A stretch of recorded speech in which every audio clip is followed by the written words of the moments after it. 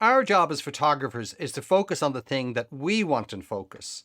In this shot here, for me, it was the beggar who's kind of talking and begging off these old people here. Now, the camera itself, if left with all the autofocus points on, is likely to want to focus on the biggest, nearest thing. So the chances are it's that this woman would be focused on, and I couldn't be sure, particularly with street photography, fast moving situations, kids' parties would be an example, then there's nothing I can do if I don't get it working. So in the camera, and for most people this would be a default, is you've got to pick the center focus point, often the quickest and most sensitive of all the focus points, and you then use it to focus on what you want. So let me show you where that is first. So here in this camera, by default, all of those focus points are on.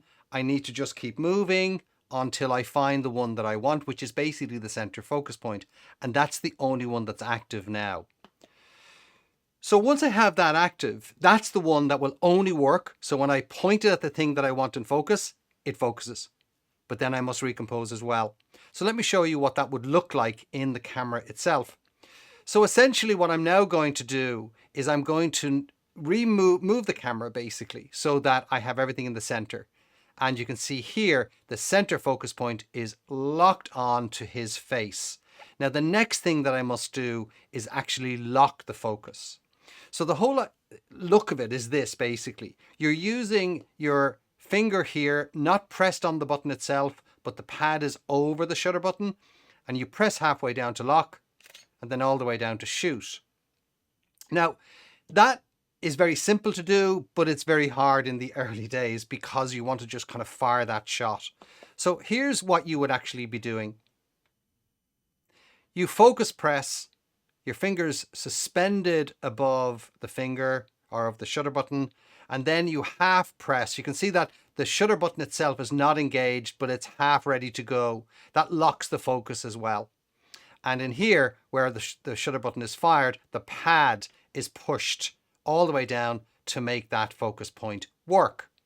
So that means that having focused on the beggar, locked focused, recomposed, so it's not focusing on the old woman here, it's focusing still on the same distance between me and that person there, and then I shoot. So the whole idea is that it looks like this. I'm basically focusing on the thing that's away from me, from the center, lock the focus, recompose, and then shoot.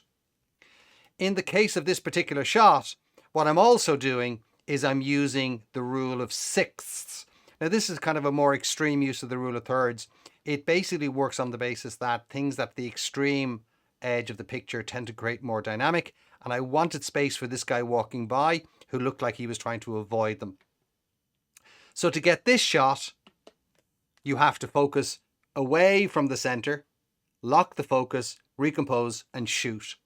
So simply put, our job as photographers is to focus on what we want in focus. So use that center point, lock the focus, recompose, and then shoot. I hope this helps.